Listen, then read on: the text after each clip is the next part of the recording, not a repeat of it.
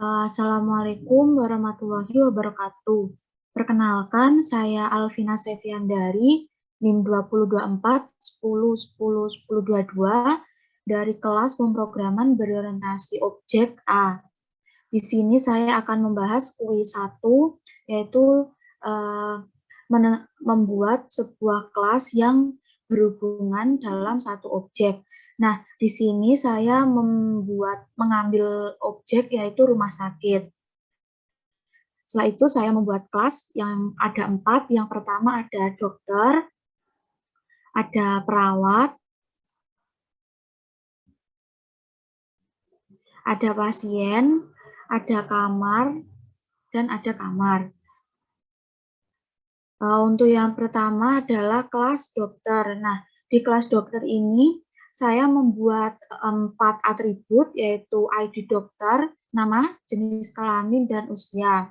Setelah itu saya membuat konstruktor. Nah, konstruktor ini digunakan adalah metode khusus yang digunakan untuk mengeksekusi saat pembuatan objek atau instan nanti. Setelah itu saya memakai metode setter untuk memasukkan nilai atau value ke objek atau atributnya. Di sini ada set ID dokter, set nama, set jenis kelamin, dan set usia. Setelah itu saya membuat metode ya untuk menambahkan data dokter baru, yaitu void input tambah. Nah, di sini kita bisa menginputkan ID dokter, nama, jenis kelamin, dan usia. Saya juga menambahkan nested class dalam kelas dokter ini. Nah, di sini saya menggunakan static class spesialis. Atributnya ada kode spesialis, jenis spesialis, dan hari kerja. Setelah itu saya membuat konstruktor dan menggunakan metode setter untuk memasukkan nilai atau value ke atributnya.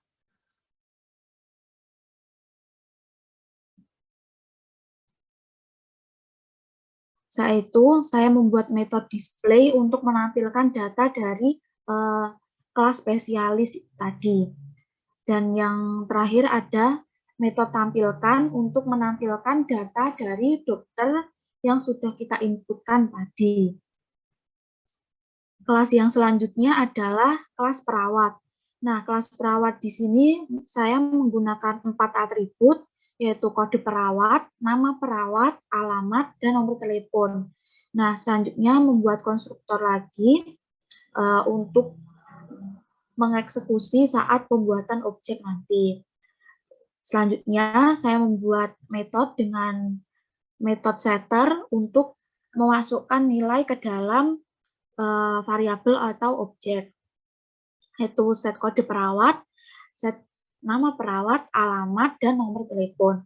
Di sini saya juga menggunakan nested class, yaitu upah. Nah, di sini saya membuat static class upah menggunakan atribut gaji dan banyak hari. Setelah itu membuat konstruktor dan membuat metode dengan setter.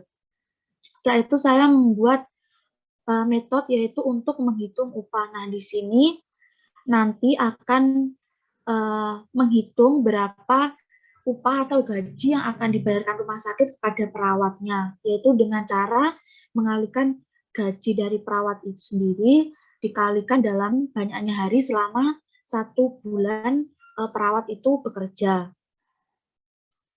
Setelah itu yang terakhir ada metode tampil perawat. Nah, di sini itu digunakan untuk menampilkan data-data dari perawat tadi.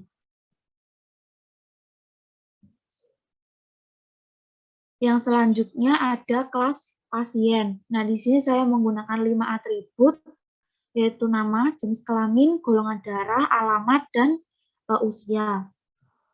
Selanjutnya saya membuat konstruktor, yaitu dengan pasien, string nama, string jenis kelamin, string golongan darah, integer usia, string alamat, list nama-nama, list jenis kelamin, list golongan darah, list usia, list alamat. Selanjutnya saya menggunakan setter untuk memasukkan nilai ke dalam variabel atau objek yang tadi. Itu set nama, set jenis kelamin, set golongan darah, set usia, dan set alamat. Setelah itu saya membuat metode kategori. Nah, metode kategori ini digunakan untuk mengelompokkan pasien berdasarkan umur dari pasiennya itu sendiri. Di sini saya membuat jika usia dari pasien itu kurang dari 11 tahun, maka kategori akan muncul anak-anak. Sedangkan untuk usia 12 sampai dengan kurang dari 18 tahun akan muncul kategori remaja. Dan untuk usia 18 tahun ke atas itu akan muncul kategori dewasa. Setelah itu yang terakhir ada metode tampil pasien. Nah, di sini digunakan untuk menampilkan data-data dari pasien. Nah, di sini saya juga memanggil metode kategori yang nanti akan memunculkan kategori apa yang pasien tersebut termasuki. Yang terakhir ada kelas kamar. Nah, di sini saya membuat 4 atribut, yaitu nomor kamar, harga, jenis kamar, dan nama kamar. Selanjutnya membuat konstruktor untuk mengeksekusi saat pembuatan objek nanti, dan membuat metode setter untuk memasukkan nilai atau value ke dalam variabel atau objek. Menggunakan set nomor kamar, set jenis kamar, set nama kamar, dan set harga. Setelah itu saya membuat metode total harga. Nah, total harga ini digunakan untuk menampilkan biaya yang harus dibayarkan oleh pasien ke rumah sakit selama rawat inap. Di sini kita dapat memasukkan banyaknya malam atau banyaknya hari di mana pasien tersebut dirawat di rumah sakit itu.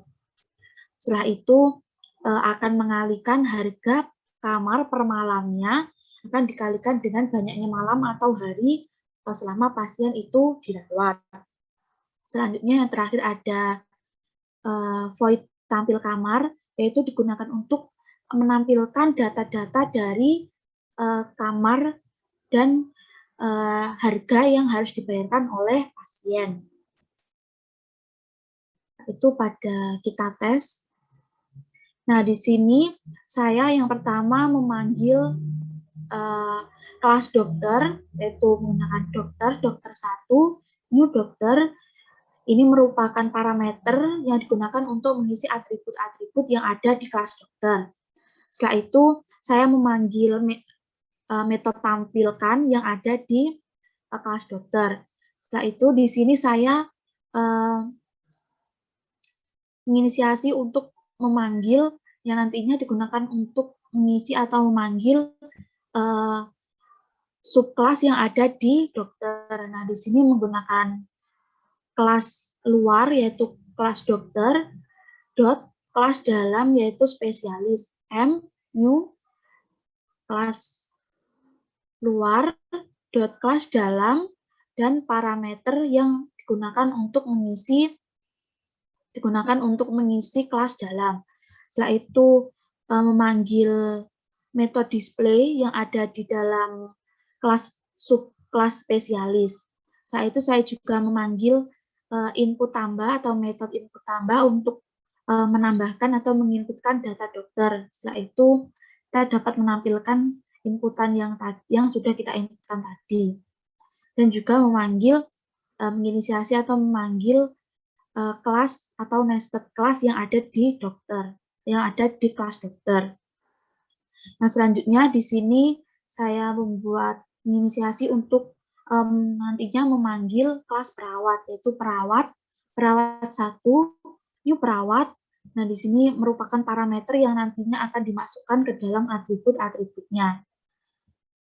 Saya itu memanggil metode tampil perawat yang ada di kelas perawat, yaitu juga memanggil atau menginisiasi nested class yang ada di perawat, yaitu perawat upah U sama dengan new perawat.upah. Ini merupakan parameter yang digunakan nanti untuk dimasukkan ke dalam atribut upah, dan memanggil hitung upah untuk menghitung gaji atau upah dari perawat itu sendiri. Selanjutnya memanggil kelas pasien dengan pasien 1, new pasien, ini merupakan parameter yang akan nantinya dimasukkan ke dalam atribut. Setelah itu memanggil metode tampil pasien untuk menampilkan data dari pasien itu sendiri. Di sini saya tidak memanggil metode kategori, karena metode kategori tadi sudah saya input atau masukkan ke dalam metode tampil pasien. Yang terakhir ada memanggil kelas kamar, yaitu kamar 1, new kamar. Ini merupakan parameter yang nantinya akan dimasukkan ke dalam atributnya, lalu memanggil metode tampil kamar yang nantinya akan menampilkan data kamar dan memanggil metode total harga atau biaya yang nantinya akan dibayarkan oleh pasien selama menginap di rumah sakit. Setelah itu kita coba run.